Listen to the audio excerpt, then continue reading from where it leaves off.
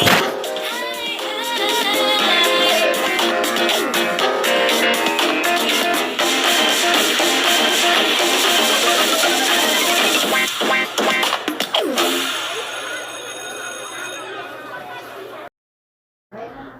morning, everyone. Welcome to today's lesson. I am Bucho Cabal-Aurelius, and I am your reporter for today. In today's discussion, we will tackle about historical foundations of education, Spanish periods.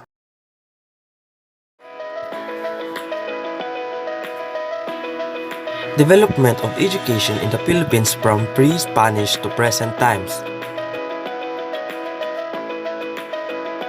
Before 1521, education before the coming of Spaniards.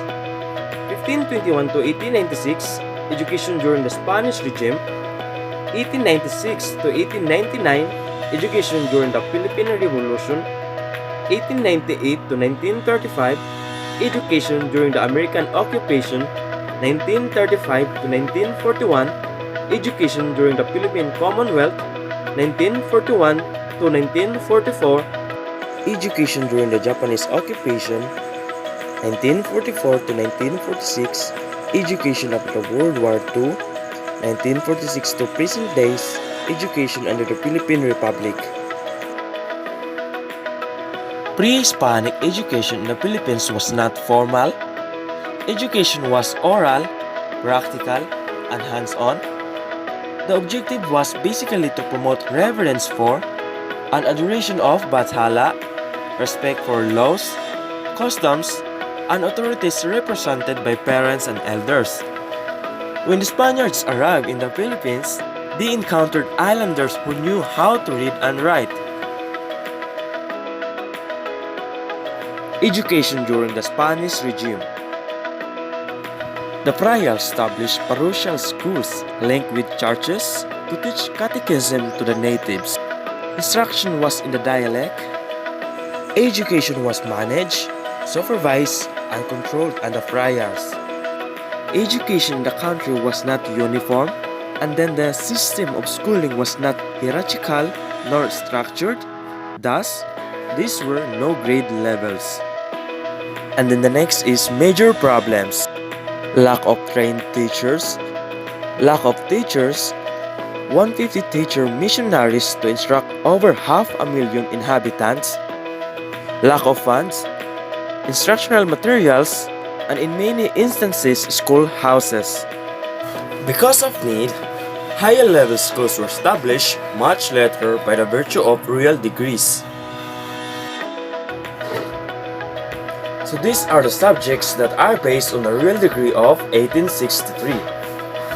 Languages: Latin, Spanish grammar and literature, elementary Greek, French and English, history, universal Spanish, mathematics, arithmetic, algebra, trigonometry, and geometry, philosophy, rhetoric, logic, ethics, geography, and the last one is psychology.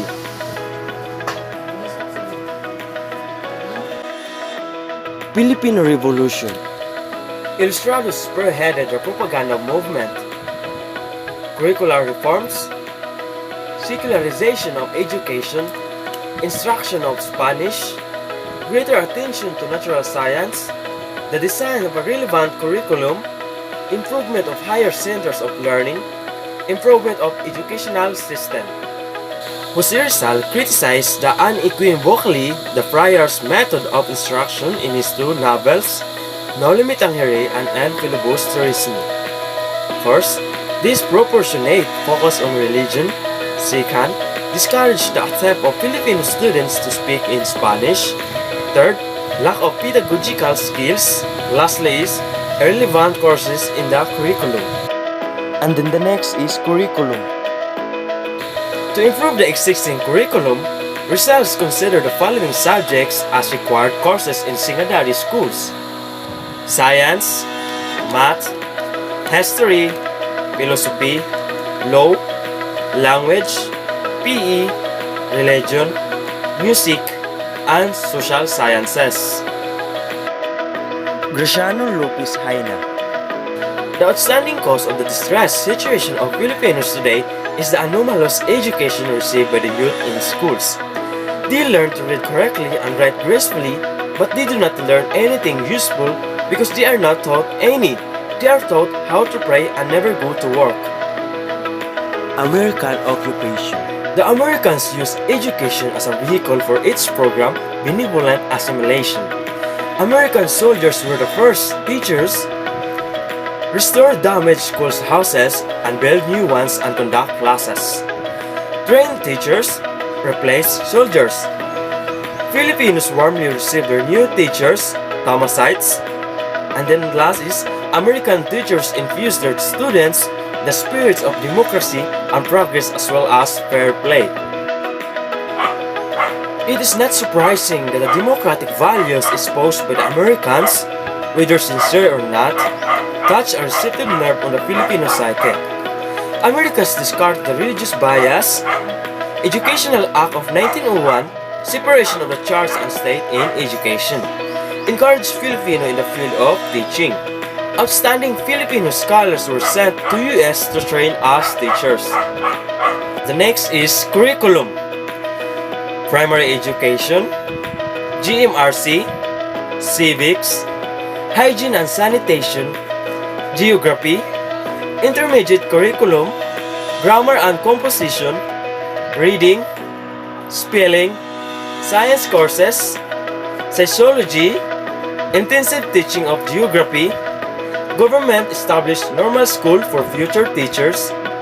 Courses included methods of teaching, practice teaching, psychology, mathematics, language, science history, and government, social sciences, PE, and then white-collar job bias. Philippine Commonwealth.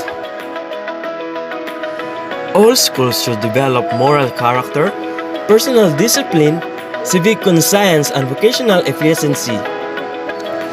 Promote effective participation of the citizens in the processes of a democratic society. Educational Act of 1940 meet the increasing demand for public instruction and at the same time comply with constitutional mandate on public education. Japanese regime. This is the sixth basic principle of Japanese education. First, realization of new order and promote friendly relations between Japan and the Philippines to the farthest extent. Second, foster a new Filipino culture base.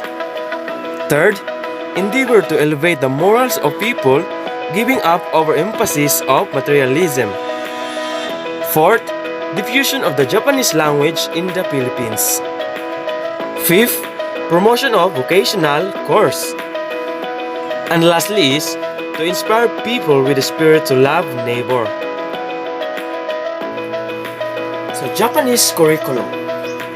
School calendar became longer, no summer vacation for students, class size increased to 60, deleted anti-Asian opinions banned the singing of American songs, deleted American symbols, poems, and pictures, Nihongo as a means of introducing and cultivating love for Japanese culture, and lastly is social studies. Spanish reigned for 300 years, American 50 years, Japanese about 4 years. It is thus not surprising that despite the measure they had instituted, the Japanese failed to succeed in transforming the values and attitude of the people in the line with the vision of the new order. After World War II, in 1947, by the virtue of Executive Order No. 94, the Department of Instruction was changed to Department of Education. During this period, the regulation and supervision of public and private schools belonged to the Bureau of Public and Private Schools. Education after 1940. The objective of the Philippine education was to establish, integrate, nationalistic, and democracy-inspired educational system include of the following. First, inculcate moral and spiritual values inspired by unbinding faith in God. Second, to develop an enlightening, patriotic, useful, and upright citizenry in a democratic society. Third, conservation of the national resources. Fourth, perpetuation of our desirable values. And lastly is, promote the science, arts, and letters. Great experiments in the community school and the use of vernacular in the first two grades of the primary schools as a medium of instruction were some of them. An experiment worth mentioning that led to a change in the Philippine educational philosophy was that of school and community collaboration pioneered by Jose V. Aguilar. Schools are increasingly using instructional materials that are Philippine-oriented. Memorandum number 30 in 1966 sets the order of priority in the purchase of books for use in schools were as follows. Books which are contribution to Philippine literature. Books on character education and other library materials, library equipment and permanent features. Martial law period. The Department of Education became the Department of Education and Culture in 1972, the Ministry of Education and Culture in 1978, and with the Education Act of 1982, the Ministry of Education, Culture, and Sports.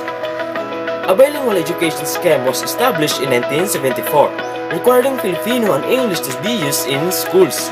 Science and math subjects as well as English language and literature classes were taught in English while the rest were taught in Filipino. From 1986 to the present, the bilingual policy in education was reiterated in the 1987 Constitution of the Philippines. EDCOM, Congress passed Republic Act 7722 and Republic Act 7796 in 1994. Creating the Commission on Higher Education or CHED and Technical Education and Skills Development Authority TESDA, the institute governing basic education was thus renamed in 2001 as the Department of Education or DepEd. The quality of public schools education is generally considered to have declined since the post-war years, mainly due to the inefficient funds. The Department of Education aims to address the major problems affecting public education by 2010. Private schools are able to offer better facilities and education, but are also much more expensive. There is a wide variety of private schools, including all boys and all girls schools, religious schools, non-sectarian schools, Chinese schools, special schools, and international schools. Due to economic difficulties, there has been a recent increase in the popularity of homeschooling and open university in the Philippines. And that's all for today. Thank you.